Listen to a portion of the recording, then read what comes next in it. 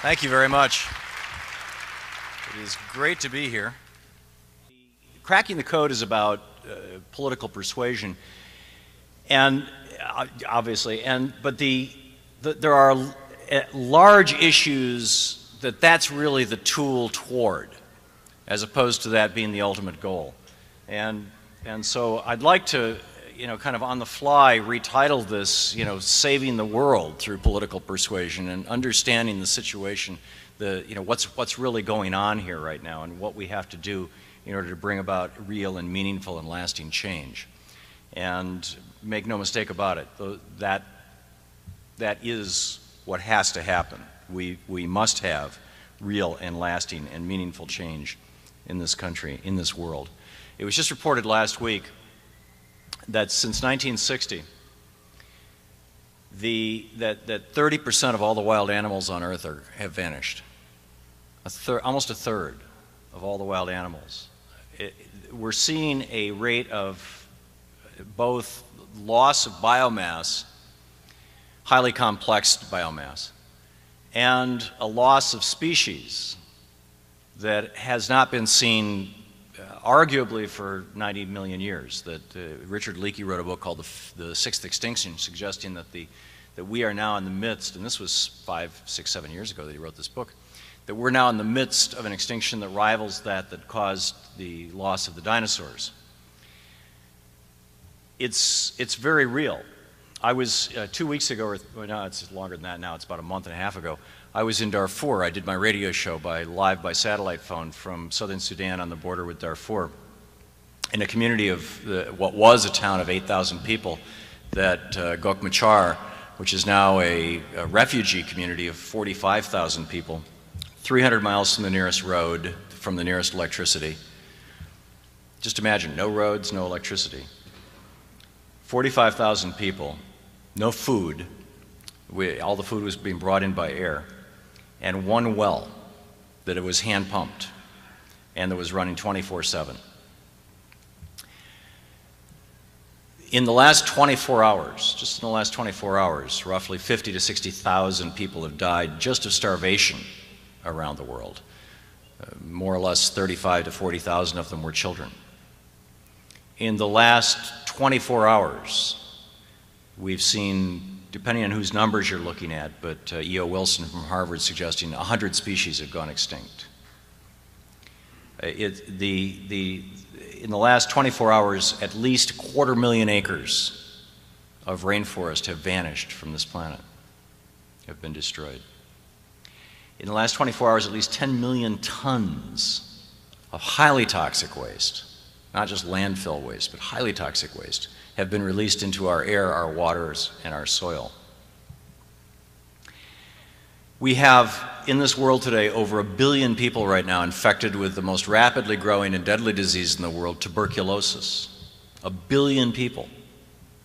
Keep in mind that when Jefferson and Adams and Madison and company presented the Declaration of Independence in 1776, there were not yet 1 billion people on the entire planet. And yet today, that's how many people have just tuberculosis. In fact, when we look at this explosion, there's this story that we tell ourselves about this explosion of population that has a mathematical truth in it and is wrapped in a cultural lie.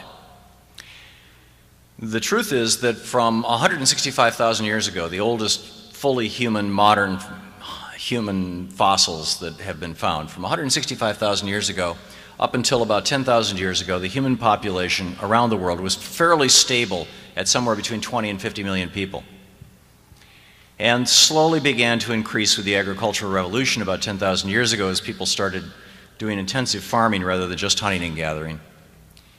And over that next 10,000 years went from around 25 million, more or less, 40 million, 100 million, arguably, to around 250 million, 250 million people at the time of Christ, 2,000 years ago. We hit 500 million about 1,000 years ago during the Crusades. There were 500 million people on the earth. And by that time, we'd started getting, or at least some of us, had started getting quite efficient at using ancient sunlight captured by plants millions of years ago, most of it during the Carboniferous period, 300 to 500 million years ago.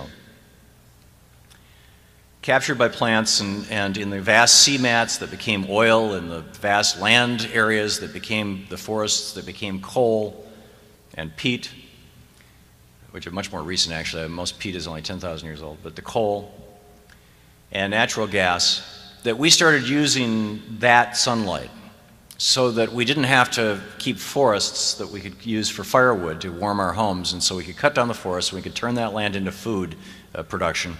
And as there was more food, there were more people. And so the population of the earth began to grow very, very rapidly, exponentially. So from 1,000 years ago, from the time of the Crusades, more or less, until 1800, we added another 500 million people. We doubled the planet's population over that 900-year period, more or less, 100,000-year period, and hit our first 1 billion people in 1800. So here we have this long arc of human history to our first billion. Our second billion didn't take 100,000 years.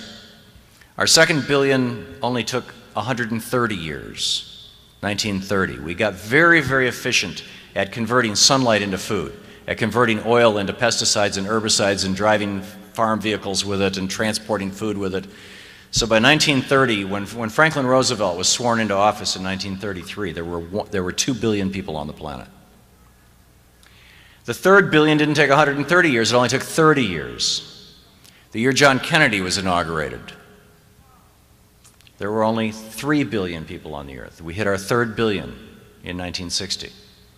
There were some warning signs that were starting to show up. We were noticing that the atmospheric levels of carbon dioxide were starting to go up, that species were starting to go extinct, that we'd been through the Great Dust Bowl, that we were seeing the consequences of intensive agriculture. We were seeing that there was a problem associated with this. What do we do about that? That's still being debated. The fourth billion didn't take 30 years. The fourth billion only took 14 years, 1974. The fifth billion only took 13 years, 1987. The sixth billion only took 11 years, 1999. And we are now pushing 7 billion humans on this planet.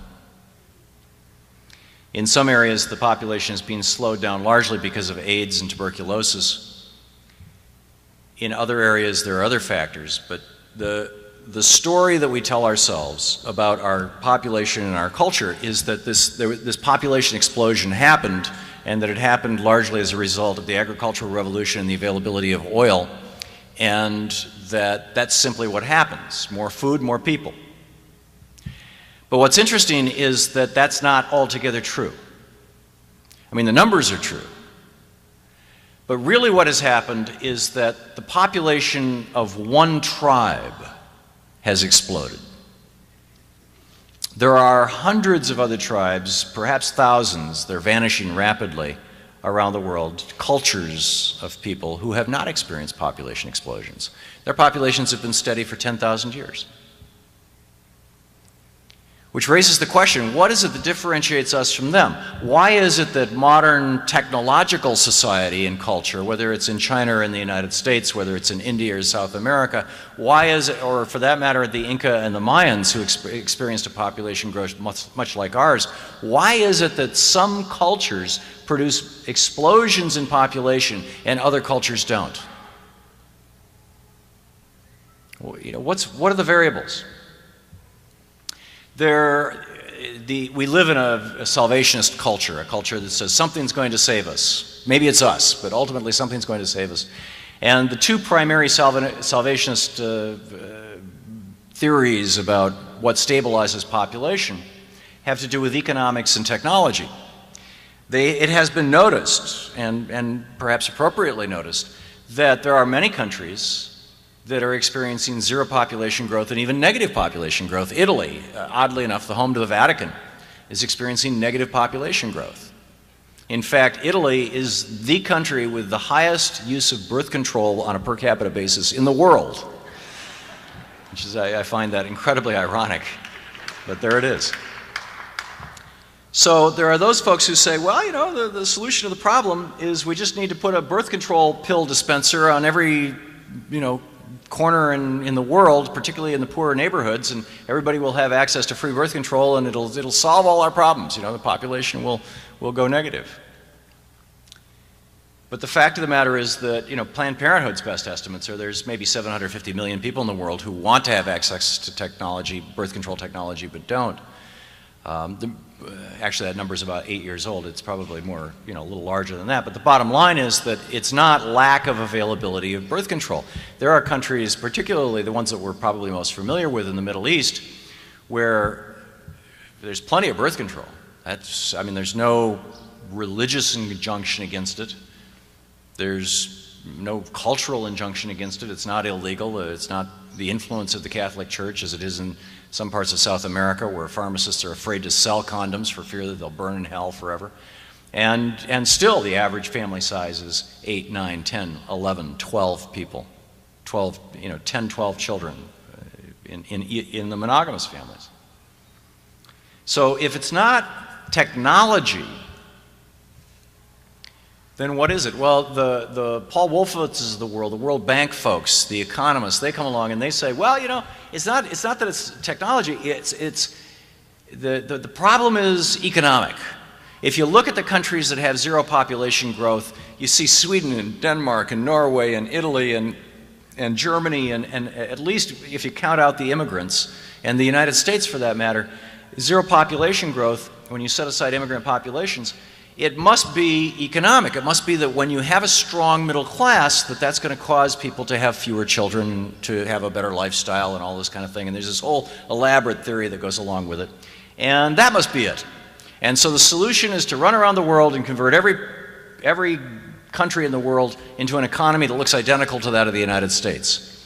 You know, and you know, it sounds nice.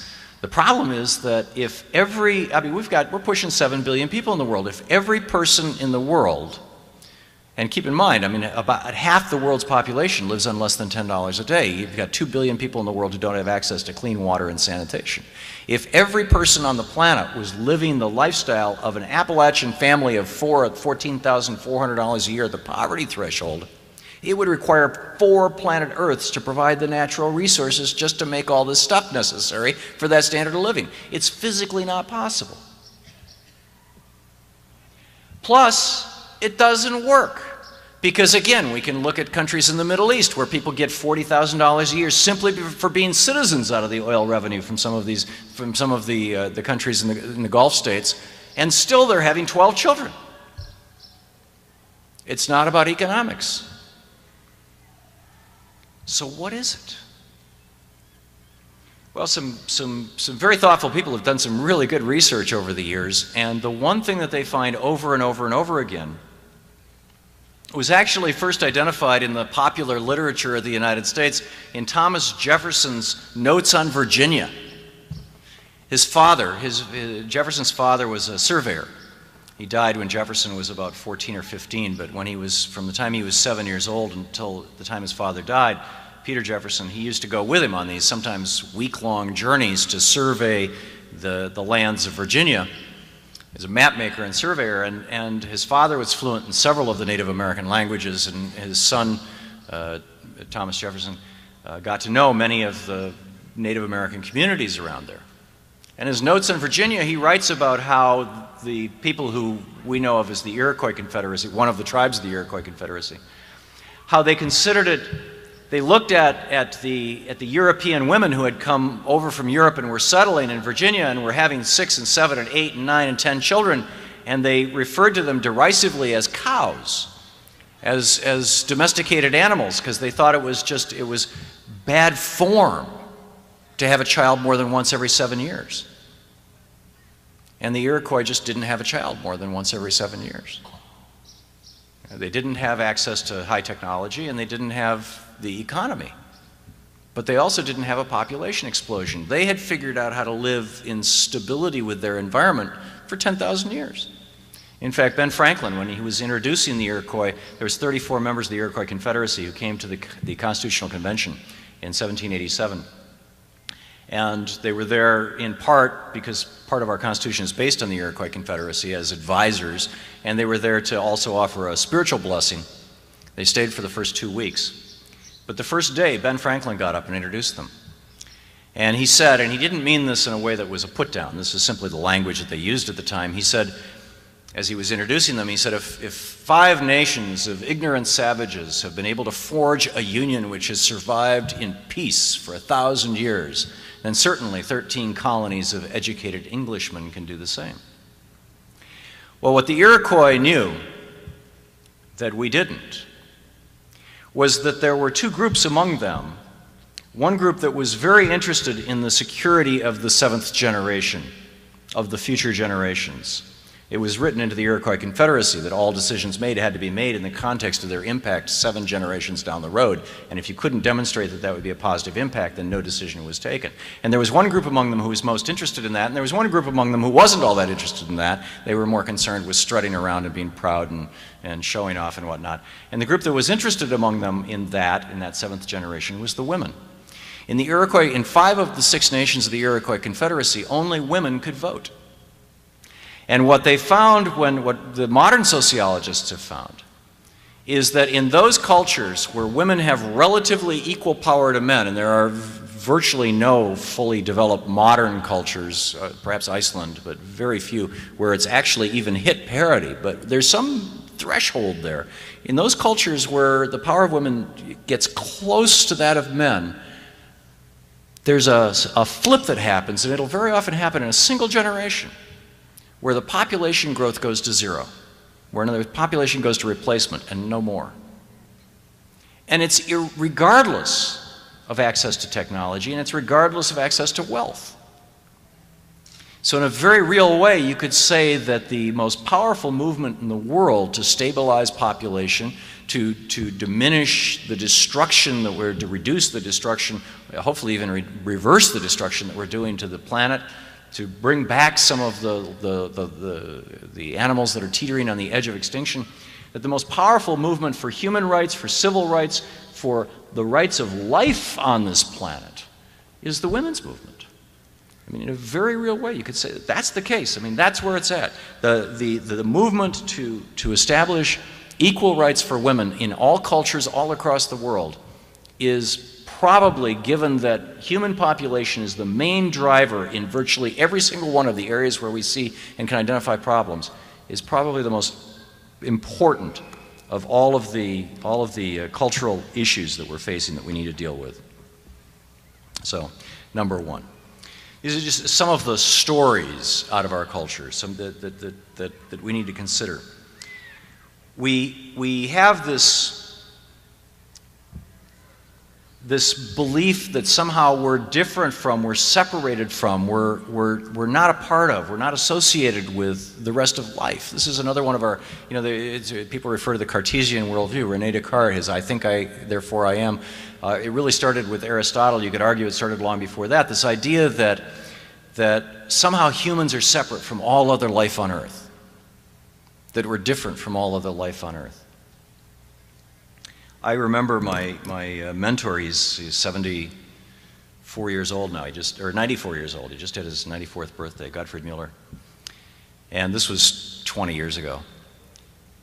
And he's he's not a religious man. He refuses to walk into a church, but he's a spiritual man. And he sent me a fax, in fact. He said, Thomas, I figured out how to look into the eyes of God. You know, he says, remind me to tell you about this when next time you're over here. So next time I went over to Germany, I was like, you know, okay, tell me about, you know, this, how do you look into the eyes of God? He says, let's take a walk. So we went on this long walk. There's this path through the forest in Germany. He calls it, it's where he goes to pray. He's hey, Jeremiah, where are you when we need you now? You know, he calls it The Prophet's Way, which is the title of a book that I wrote, mostly about him. And we're walking along, and he says, when you look at somebody's face, what part of their face really tells you what is their soul, what they're thinking, how they're, you know, what's going on? And I said, probably their eyes. And he said, I think so too. He said, and as we were walking, we passed some bushes, and he touched the leaves, and he said, look at the leaves. He said, they're following the sun. He said, the plants, they may not have eyes like we have eyes, but they know where the sun is. He said, there's the eyes here too. And I said, yeah. And he said, I have come to the conclusion, he said, that when you look into the eyes of any living thing, that the consciousness that's everything in the universe is looking back at you. And that's the face of God. And our culture would say, oh, you know, come on. And yet there are cultures all around the world, again, older cultures, cultures that have figured out how to live homeostatically, who see the divinity, for lack of a better word. And I don't want to get too, you know, into the realm of New Age thinking here or something like that, but who value, who see the divinity, who value the essential, it's here, it's aliveness of all things. There are even those movements, I mean, they've erupted within our culture from time to time. You read the writings of Meister Eckhart, or the stories of the Baal Shem Tov, or I was talking in the air the other day, Little Flowers of St. Francis, or St. Teresa of Avila, or St. John of the Cross. I mean, no shortage of people who've seen this. I remember when I was 7 years old, it was probably the first time that I really snapped out of the dream of our culture that is driving this political dialogue, this left-rightness, this whole, frankly and ultimately destructive, I think, meanness, for lack of a better word, that is our political discourse. I was 7 years old. I was out on a summer day. It was actually an outing that our church, this little church down the street from us that I attended, had organized.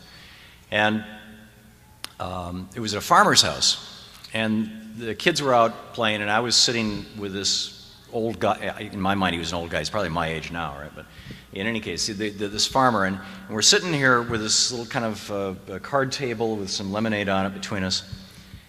And it's so easy for me to remember this now, looking out at Lake Michigan here. He said, I mean, this was just right over here, 30 miles south of Lansing, Michigan. He says, you know, look out at the grass, at the field. You know, there's a couple of acres of grass out there, and there's some wheat and the corn growing on it. He says, look at the grass, look at how green it is. And I was like, yeah. He says, see how blue the sky is? I was like, yeah. And the clouds, how, you know, the contrast. And he says, see the trees, that line of trees there that follows the river, and the road, and you can see the cars moving on it, and, you know, off there in the distance. And I was like, yeah. And the cornfield, and the crows, see the crows flying through here? They're looking for something to eat. He said, feel the wind? I could feel you know, there's a very faint breeze. I can still remember it as if it was yesterday. He said, smell the grass? They had been mowing the grass earlier in the day. They'd mowed the lawn. I said, yeah. And he leaned over like he was going to impart this great secret to me. And he was. He said, it's all alive.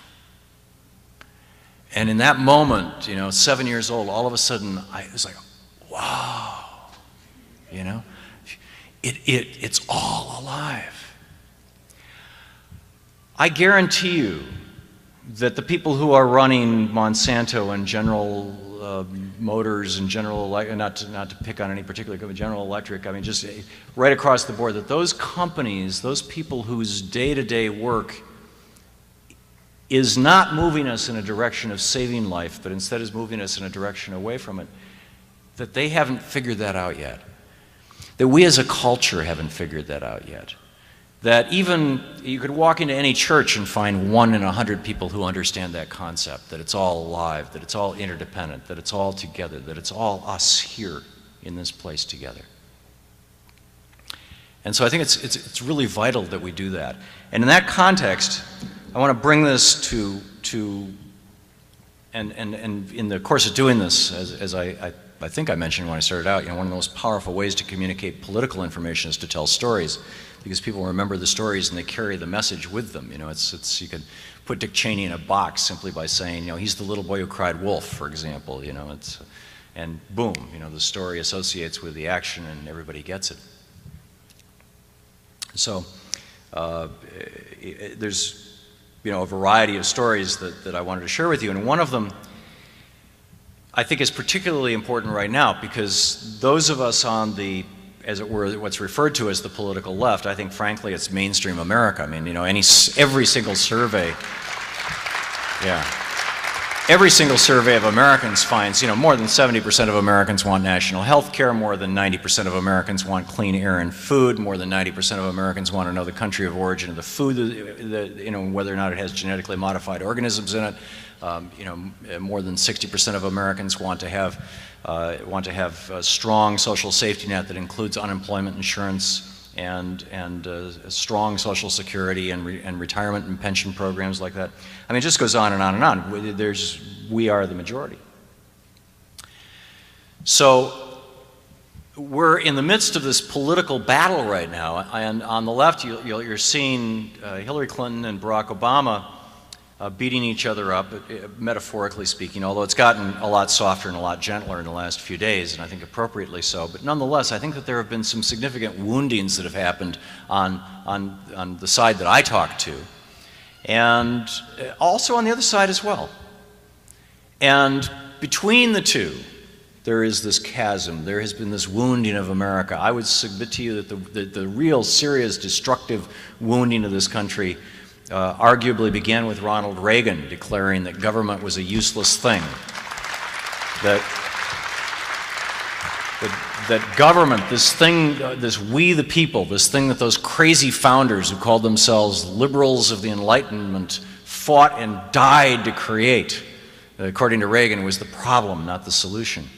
And that we should just discard democracy and turn everything over to big transnational corporations and let them run the show. After all, they know better. And we've seen now 30 years of the consequence of that, the destruction of the middle class, the destruction of America to a large extent.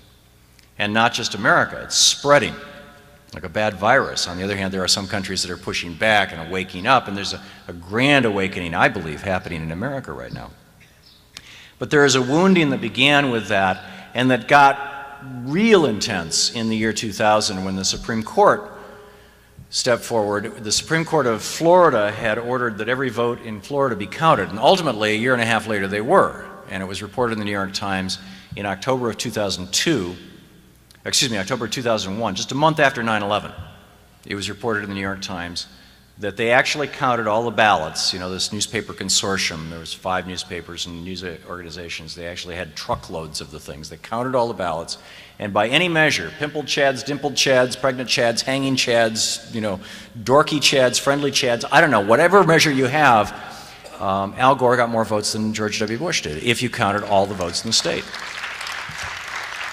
And oddly, the New York Times buried that information in the 17th paragraph. The 16 paragraphs prior to that pointed out that if you only recounted the 4 counties in Florida where Gore had originally asked for a recount, he still would have lost. And then in the 17th paragraph, they finally mentioned, but by the way, if you counted every single vote in the state, like the state Supreme Court ordered, Gore would have won and would be president of the United States. And Hal Raines later was asked, why did you bury that in the 17th paragraph, the publisher of the New York Times? And he said, well, 9/11 had just happened, and we didn't want to diminish George Bush's ability to lead the nation through a time of crisis. And I can understand that. I didn't think it was wrong, but I can understand it. But the reality is that when the Supreme Court of Florida said that every vote should count, the Constitution says very clearly, unambiguously, that the states decide how to send their electors to the Electoral College in Washington, D.C. At various times in our history, the states have decided this. The governors have appointed the electors. They've been elected by the House or the Senate of the various states, by the assemblies of the states, by the people of the states. Now, today, in most states, the people do it, but they do it in a variety of ways, in caucuses and primaries and all kinds of things. But, the Constitution simply says it's up to the state. Period. It's not up to the federal government. The federal government has no role in deciding who the electors are.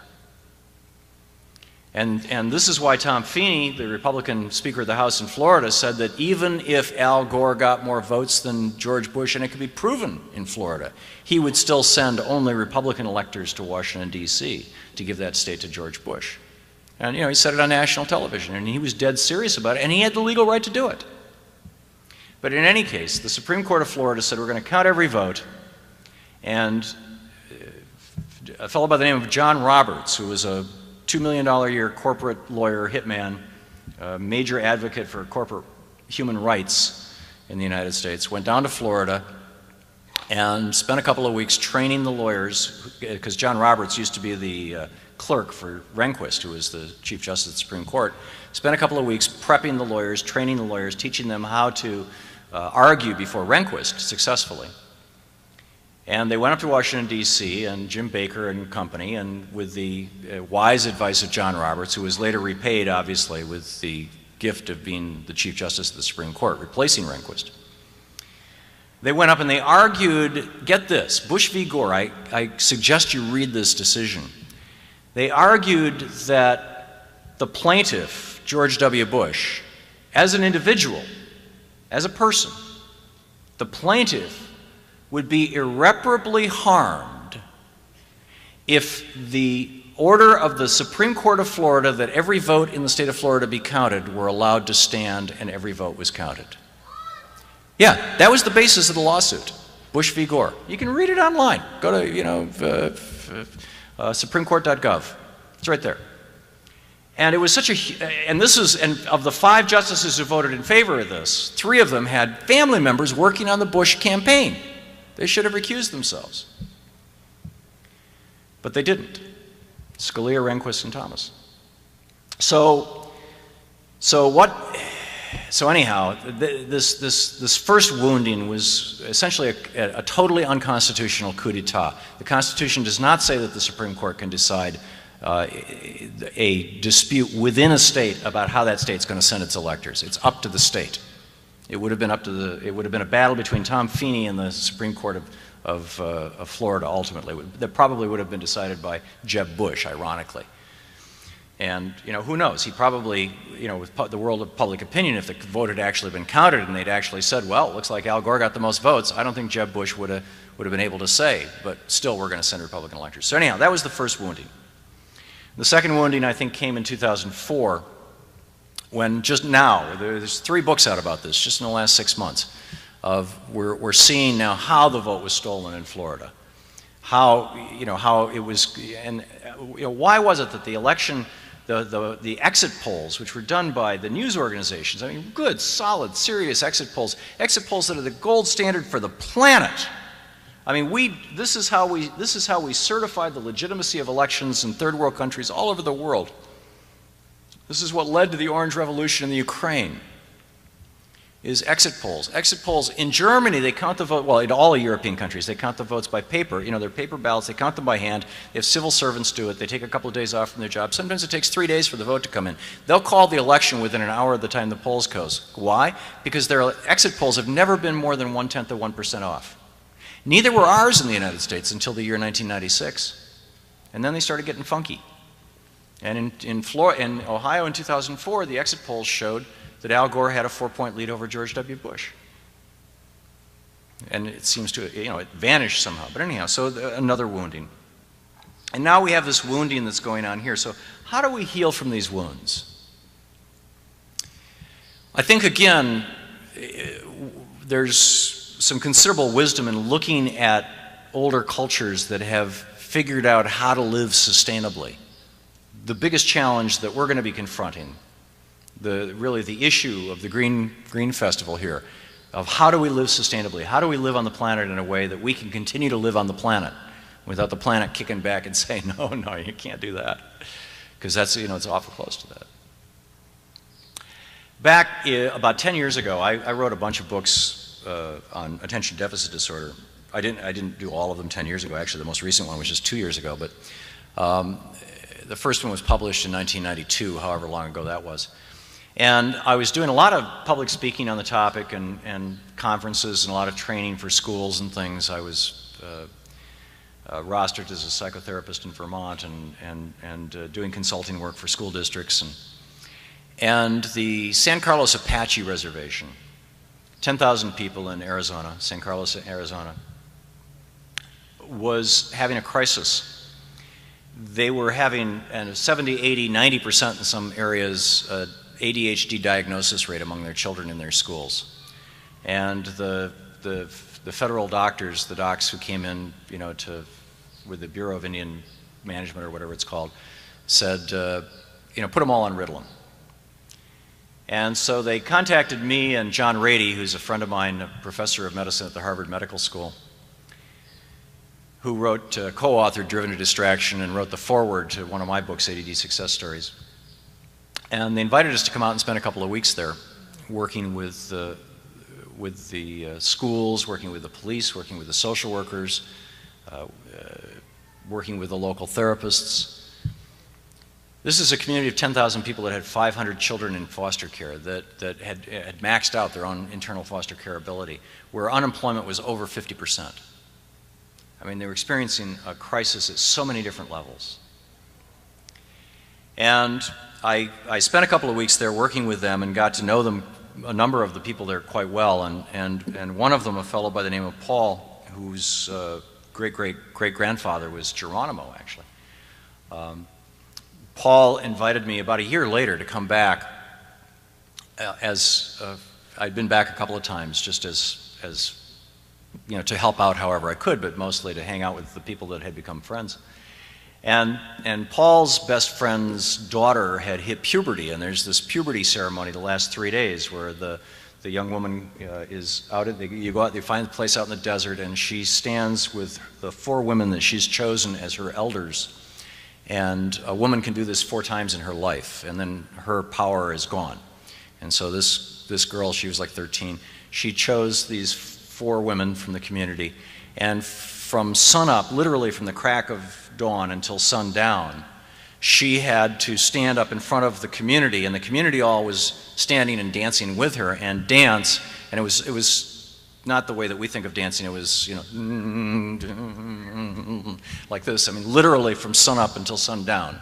And we were all doing the same thing in these long lines and singing a song a prayer that essentially said, she will have power, she will be wise, she will grow, you know, strong, things like that. Only it was in Apache. And it was a great honor for me to be invited to participate in this. And very often the girl would collapse and the women would kind of massage her, and we'd all, you know, dance for her, and then she'd get back up and dance some more. And I mean, it was really a tough one. One of the women there made the comment to me that, you know, if she makes it through this, she's going to be one strong woman. She will never doubt her abilities in life. I mean, this is her initiation. This is her moment to become a woman. And it was so true.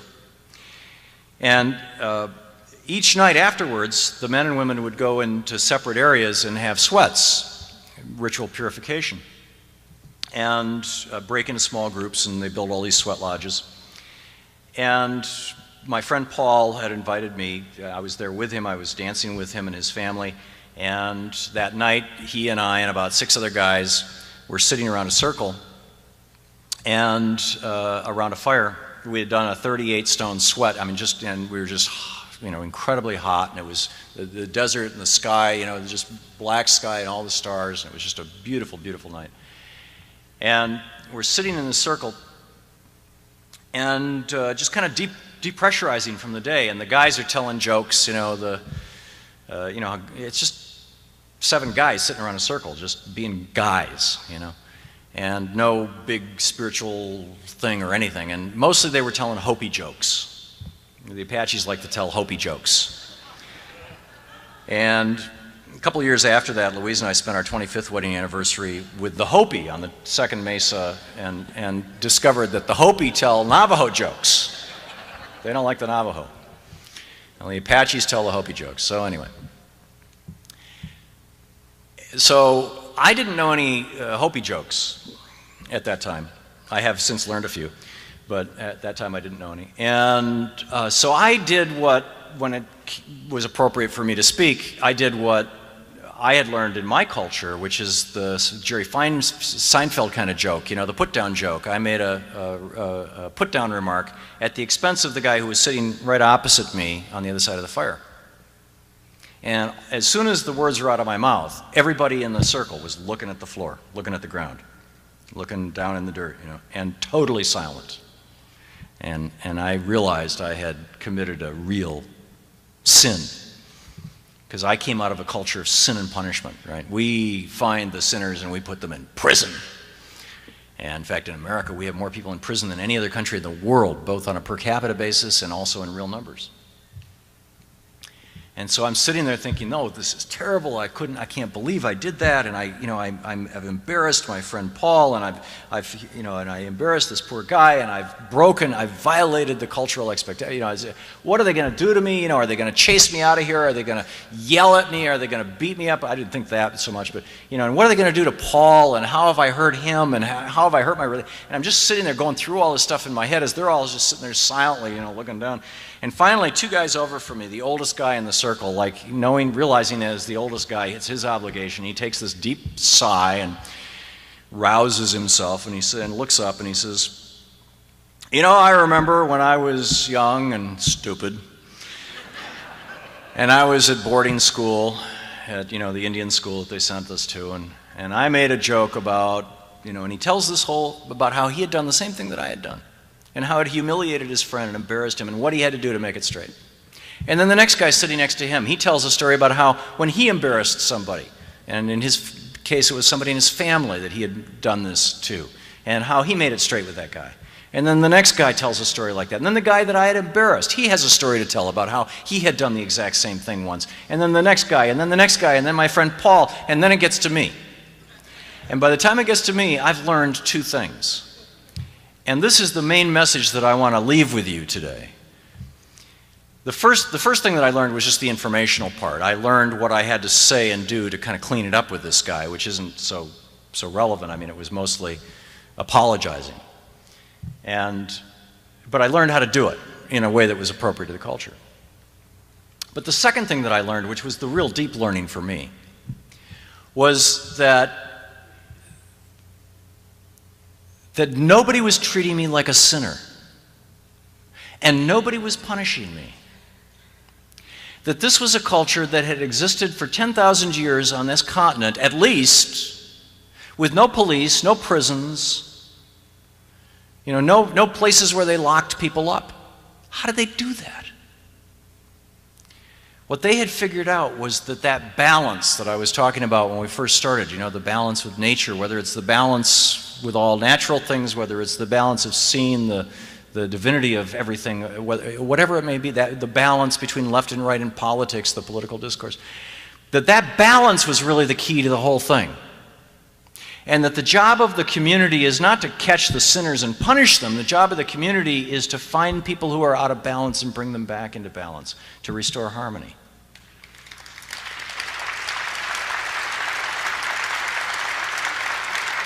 And we're at a moment right now, in the Democratic Party, there is a lot of disharmony. You wouldn't believe the emails I get. If I say the nicest thing, anything even marginally nice about Hillary Clinton, I get all these, okay, I see Mark Green finally got to you, right? No, he didn't.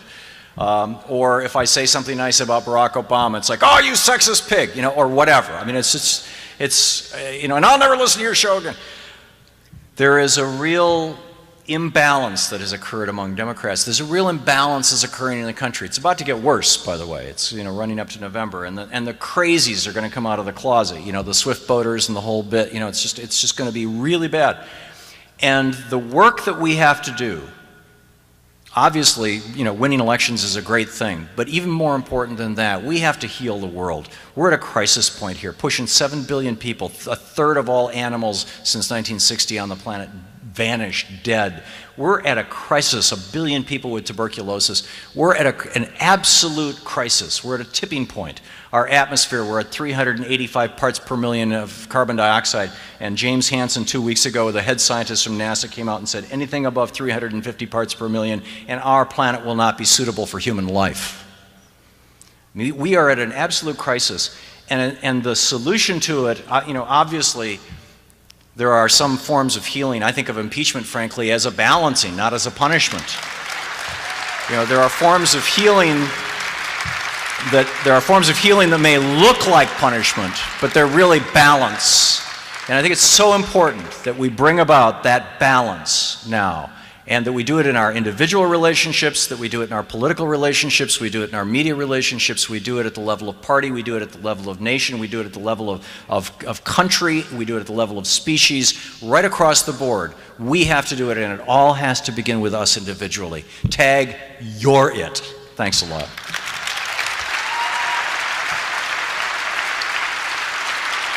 Thank you.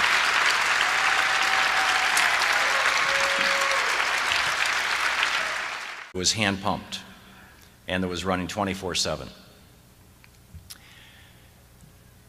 In the last 24 hours, just in the last 24 hours, roughly 50 to 60,000 people have died just of starvation around the world. More or less 35 to 40,000 of them were children.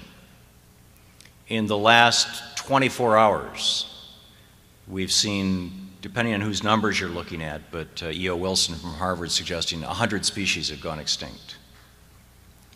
In the last 24 hours, at least 250,000 acres of rainforest have vanished from this planet, have been destroyed. In the last 24 hours, at least 10 million tons of highly toxic waste, not just landfill waste, but highly toxic waste, have been released into our air, our waters, and our soil.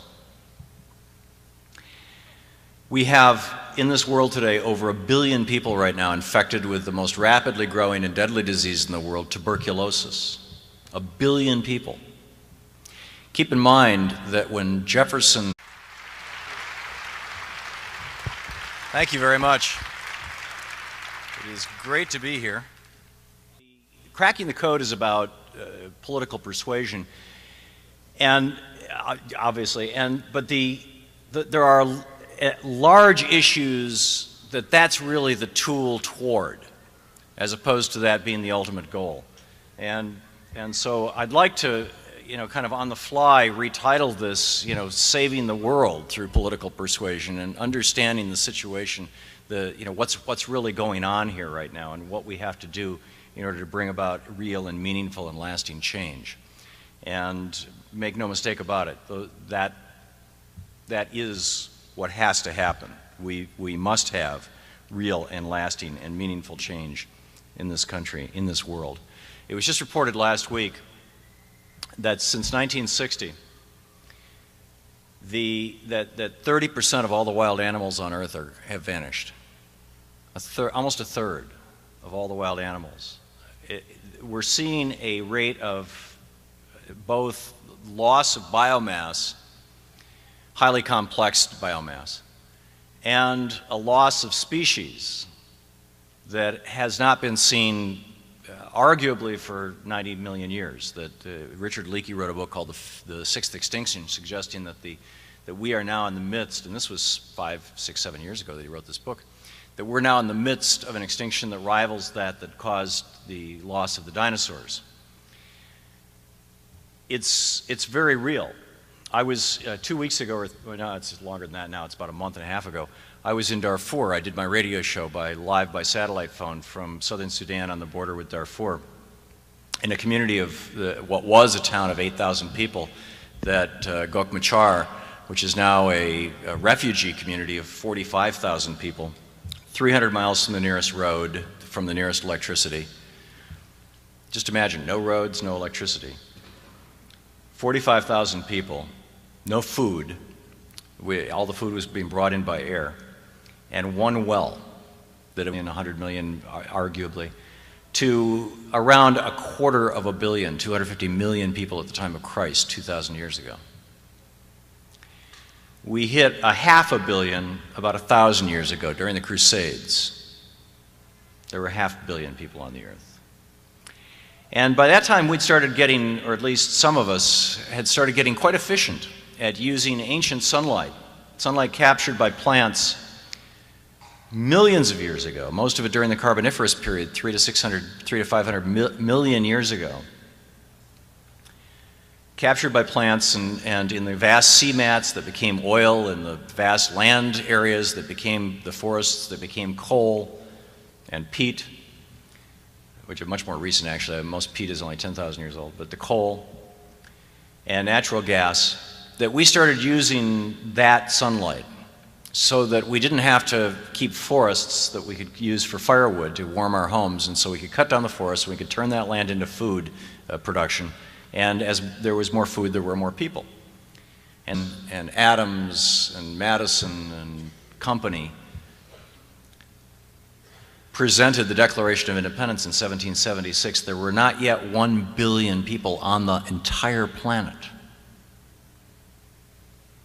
And yet today, that's how many people have just tuberculosis. In fact, when we look at this explosion, there's this story that we tell ourselves about this explosion of population that has a mathematical truth in it and is wrapped in a cultural lie. The truth is that from 165,000 years ago, the oldest fully human, modern human fossils that have been found, from 165,000 years ago up until about 10,000 years ago, the human population around the world was fairly stable at somewhere between 20 and 50 million people, and slowly began to increase with the agricultural revolution about 10,000 years ago as people started doing intensive farming rather than just hunting and gathering. And over that next 10,000 years went from around 25 million, more or less, 40 million.